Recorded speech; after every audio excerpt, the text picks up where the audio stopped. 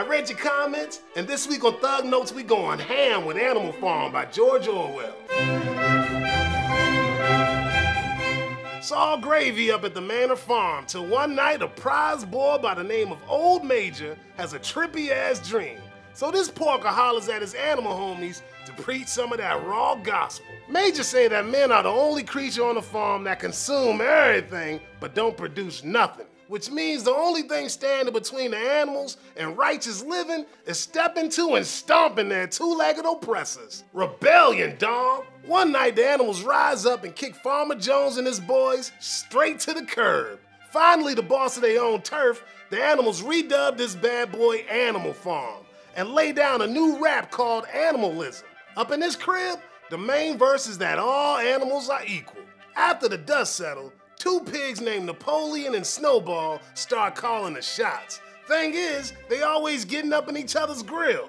When some humans try to throw down and take back the farm, those animals don't play. They straight beast these fools and send them packing. Then Napoleon and Snowball start beefing about the idea of building a windmill. When the other animals start siding with Snowball, Napoleon gets all crunk and chases them off the farm.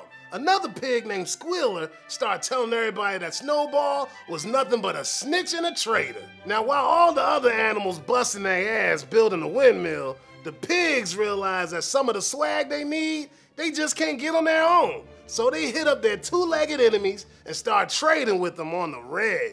Over time, the 7 commandments of animalism get twisted little by little until one day, only one remains. All animals are equal, but some animals are more equal than others. Eventually, the pigs get so crooked that they start strutting exactly like humans, walking two-legged with whips of oppression in hand. And in the end, there ain't nobody that can tell the difference between pigs and humans. Looks like we're back where we started. Listen up, comrade. This book ain't just a story about animals. On the real, Orwell dropping some mad allegory about the rise and fall of the Soviet Union. See, the pigs representing the top dogs of the Communist Party. Napoleon stands for Stalin, the Soviet dictator, whereas Snowball really be Trotsky, the communist leader whose beef with Stalin got his ass slung out of Russia. Squealer's smooth-talking tendencies representing Pravda, a newspaper that spit lies to the people in order to further Stalin's cause. Old Major is a mix of Karl Marx, the OG commie theorist, and Vladimir Lenin, the brain behind the revolution.